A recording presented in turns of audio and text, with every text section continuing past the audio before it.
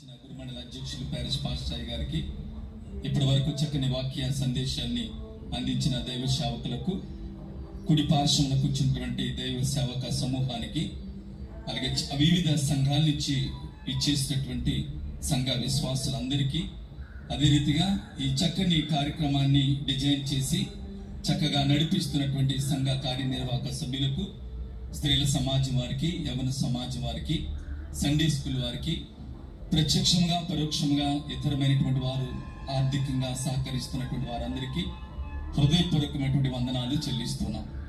ఈ మందిరము దేవుని యొక్క శక్తి చేత, దేవుని యొక్క మహిమ చేత నింపబడాలని అనేక సంవత్సరాల నుండి మేము ప్రార్థించినటువంటి ప్రార్థనలకు సారూప్యతను, ఒక చక్కని రూపాన్ని దేవుడు అనుగ్రహించినందుకు మొదటిగా దేవాతి దేవునికి హృదయపూర్వకమైన కృతజ్ఞతాస్తుతులు చెల్లిస్తున్నాం.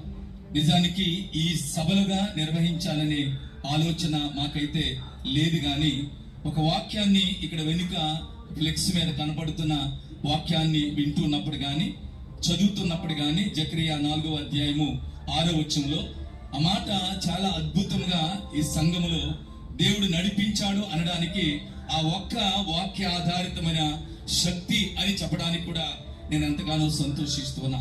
కారణం ఏమంటే, మేము తలంచినది ఒకటి, జరుగుతున్నది మరొకటి.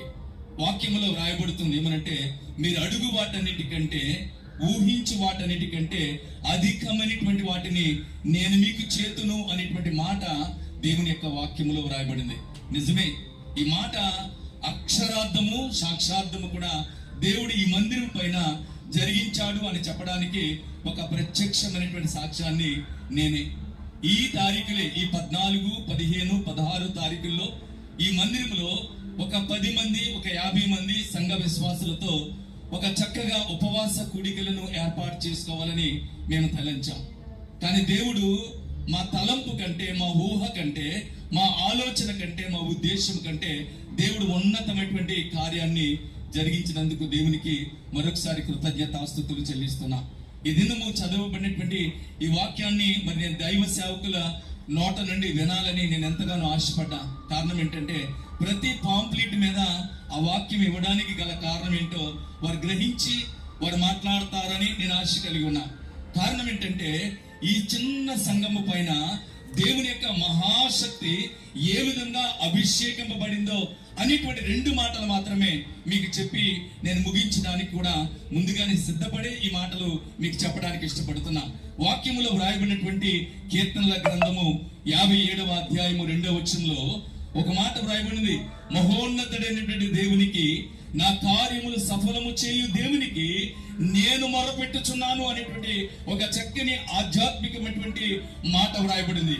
అని అక్కడ వ్రాయబడుతున్నటువంటి మాట అంటే, మహోన్నతమైనటువంటి దేవుడు, మహాదేవుడు, శక్తిమంతుడైనటువంటి దేవుడికి మేము కూడా మొరపెట్టినప్పుడు దేవుడు మా మొరల వైపు కూడా ఆయన చెవియొగ్గి ప్రత్యుత్తరం ఇచ్చినటువంటి ఒక సాక్ష్యాన్ని ఈ సంఘము ద్వారా అనేకమైనటువంటి బిడ్డలకు, ఆయా ప్రాంతాల నుండి వచ్చినటువంటి వారికి మేము తెలియజేయడానికి ఇష్టపడుతున్నాం. ఏమనంటే, మనం ఎప్పుడైతే దేవునికి మన కార్యాలు అప్పగిస్తున్నప్పుడు, మన ఉద్దేశాలు దేవునికి అప్పగిస్తున్నప్పుడు, మన యొక్క ప్రతి విధమైనటువంటి తలంపులను దేవునికి అప్పగిస్తున్నప్పుడు, దేవుడు మన యొక్క ఆలోచన కంటే భిన్నముగా ఆలోచించగలిగేటువంటి దేవుడు ఆయన.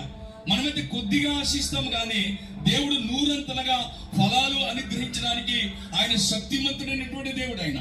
యోహాను సువార్త 15వ అధ్యాయంలో ఆ మాట వ్రాయబడుతుంది ఏమంటే, నా యందు మీరును, మీ యందు నా మాట నిలిచి ఉన్న ఎడల మీకేది ఇష్టమో అది అడుగుడి, అది మీకు అనుగ్రహింపబడును అనేటువంటి మాట కూడా నేను ప్రగాఢముగా విశ్వసించడాన్ని బట్టే ఈ రోజున ఇంత అద్భుతమైనటువంటి ఈ 2వ సభ వరకు కూడా దేవుడు నడిపించాడు అనేటువంటి మాట చెప్పడానికి కూడా నేను సంతోషిస్తున్నా. ఈ వాక్యంలో వ్రాయబడినటువంటి మాటలు మనం చూస్తున్నప్పుడు, అనగా ఈ జకరియా గ్రంథము 4వ అధ్యాయం 6వ వచనంలో ఈ మాట అందరికీ కూడా ఒక వాగ్దాన పూరితమైనటువంటి మాట.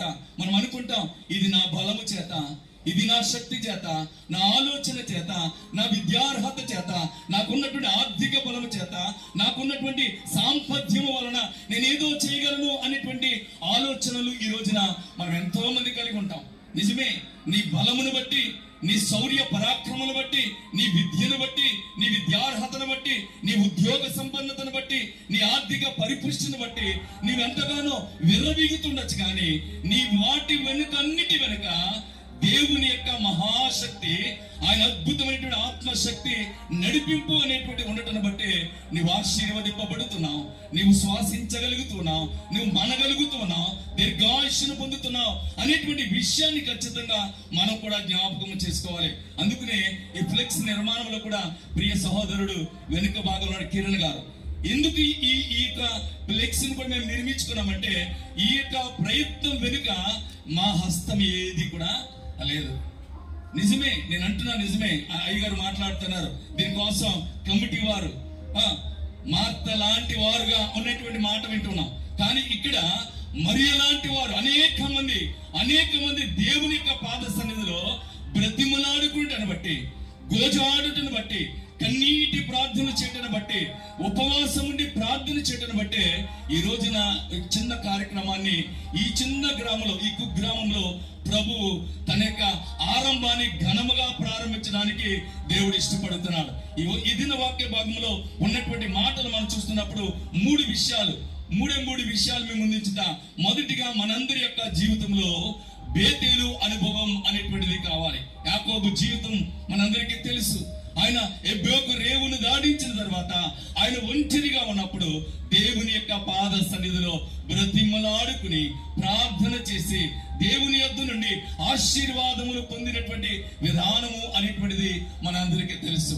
రెండవదిగా మనం చూస్తూ ఉన్నప్పుడు మన జీవితంలో ఉండవలసినటువంటి అతి ప్రాముఖ్యమైనటువంటి మరొక మాటను మనం చూస్తున్నప్పుడు పెనీయేలు అనుభవం అనేటువంటిది, అనగా దేవుని యొక్క ముఖ దర్శనము చూసేటువంటి అనుభవంలోనికి నీవు, నేను, మనము కూడా నడిపింపబడాలి. ఈ రోజున ఈ అద్భుతమైనటువంటి పరిచర్య ఈ సెయింట్ జాకబ్ లూథరన్ సంఘం నుండి దేవుడు జరిగిస్తున్నాడు అంటే దేవుని యొక్క సన్నిధిలో, ఆయన సాన్నిధ్యంలో, ఆ బేతేలు అనుభవంలో, ఆ పెనీయేలు అనుభవంలో నడిపించడం బట్టి ఈ రాత్రి కాల సమయంలో గడిచిన రాత్రి, ఈ రాత్రి, రేపటి రాత్రి కూడా 3 అద్భుతమైనటువంటి రాత్రుల ద్వారా దేవుడు తన యొక్క మహాకృపను ఈ చిన్న గ్రామం పైన ఆయన కుమ్మరించి ఉన్నాడని చెప్పడానికి కూడా నేను ఎంతగానో సంతోషిస్తున్నా. ఈ జీవితంలో, మన జీవితంలో మూడవదిగా మనం చూస్తూ ఉన్నప్పుడు మందసము అనుభవం అనేటువంటిది, మందసము అనుభవం అనేటువంటిది కూడా మనకు అత్యవసరమైనటువంటిది. ప్రతి మోకాలు కూడా ఎక్కడ వంగాలి అంటే దేవుని యొక్క పాద సన్నిధిలో వంగినప్పుడు, ప్రార్థించినప్పుడు ఆ బేతేలు అనుభవం ద్వారా, ఆ పెనీయేలు అనుభవం ద్వారా, ఆ యొక్క ఈ మందసపు అనుభవంలోనికి నడిపించినప్పుడు దేవుని యొక్క మహా అద్భుతమైనటువంటి కార్యాలు ఇలాగా రూపాంతరము చెందుతాయి అని చెప్పడానికి కూడా ఈ సంఘ సిఆర్ గా నేను చెప్పడానికి నేను ఎంతగానో సంతోషిస్తున్నా. చాలా మంది దైవ సేవకులు మరి కనబడుతున్నారు. జాలే యాకోబు గారు కానీ, లేకపోతే ఈలి దానియేలు గారు కానీ, వీరు సుదీర్ఘమైనటువంటి పరిచర్య సంఘాల్లో అందిస్తూ అనేక సంవత్సరాల నుండి జరిగి తీరాలి, ఒక అద్భుతమైనటువంటి కార్యాన్ని పునఃప్రారంభం అనేటువంటిది ఘనముగా దేవునికి జరిగించాలి అనేటువంటి ఆశ దేవుడు నెరవేర్చాడు ఈ మందిరంలో. మీరందరూ కూడా ఒకే పెండాలములో కూర్చోవాలని, ఒకే ఎదురుగా స్క్రీన్ ఎదురుగా కూర్చోవాలని, అవన్నీ కూడా బయటికి రాత్రికాల సమయంలో మార్చాలంటే ఆలోచన కూడా కలిగినటువంటి యవన బిడ్డలు ఉన్నారు. ఎందుకనంటే ఈ సంఘములో మేము అనుకున్న దానికంటే దేవుడు తన ఘనమైనటువంటి కార్యాన్ని జరిగిస్తున్నాడు. హల్లెలూయా. అందుకు నేను అంటున్నాను, ఇది మా బలము చేత కాదు, మా శక్తి చేత కాదు, కానీ అది దేవుని యొక్క మహాశక్తిని బట్టి ఈ కార్యాన్ని ఈ మందిరంలో జరిగిస్తున్నాడు. అంటే మీరందరూ కూడా ఇక్కడ నడిపించబడ్డారు అంటే ఒక చక్కని వాతావరణంలో. శాంసన్ ఇప్పుడే మెసేజ్ చేశారు ఏమంటే, ఒక క్రిస్మస్ వాతావరణంలో ఈ మందిరంలో ఒక అద్భుతమైనటువంటి ఒక పరిచర్య జరగటం అనేటువంటిది మా సంఘానికి ఆశీర్వాదకరం.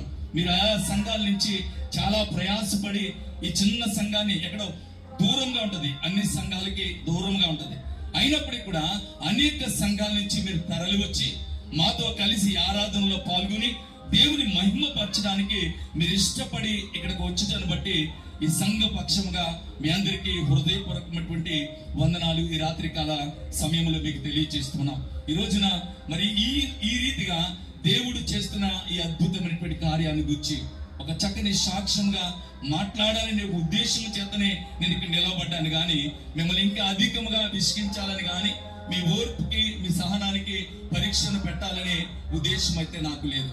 కానీ దేవుని ఎడల భయము, భక్తి, విశ్వాసం ఉన్నప్పుడు, ఆయన చిత్తానికి మనం సమస్తాన్ని అప్పగించుకున్నప్పుడు, ఆ బేతేలు అనుభవంలోనికి నడిపింపబడినప్పుడు, ఆ పెనియేలు అనుభవంలోనికి నడిపింపబడినప్పుడు, ఆ మందసపు అనుభవంలోనికి నీవు, నేను, మన కుటుంబాలు, మన సంఘాలు నడిపింపబడినప్పుడు, దాని వెనుక మన శక్తి కంటే, మన బలము కంటే దేవుని యొక్క అధికమైనటువంటి ఆత్మ శక్తి చేత ఘనమైనటువంటి కార్యాలు సంఘములోనే కాదు, నీ కుటుంబంలో, నీ వ్యక్తిగతమైన జీవితంలో, రోతతో కూడినటువంటి మన హృదయాలలో కూడా ఆయన వెలుగుల చేత, ఆయన పరిశుద్ధత చేత, ఆయన ఆత్మ కుమ్మరింపు చేత నడిపించడానికి దేవుడు ఇష్టపడుతున్నాడు అనేటువంటి విషయాన్ని మీకు చెప్పడానికి సంతోషిస్తూ, రాత్రికాల సమయంలో మరి కూడా ఈ రాత్రి కూడా సహకరించిన మీ అందరికీ ప్రభు పేరట హృదయపూర్వకమైన వందనాలు చెల్లిస్తూ, మనమందరూ కూడా మన యొక్క జీవితాలను, మన కుటుంబాలను, మన సంఘాలను దేవునికి అప్పగించుకుంటూ, మన స్వశక్తిని మనం నమ్ముకొనక దేవుని యొక్క ఆత్మశక్తి చేత అభిషేకింపబడతాం. అటువంటి దీర్ఘమైనటువంటి దీవెనలు, ఆశీర్వాదాలు మనకును, మన కుటుంబాలకును దేవుడు సమృద్ధిగా అనుగ్రహించి నడిపించునుగాక. మన మధ్య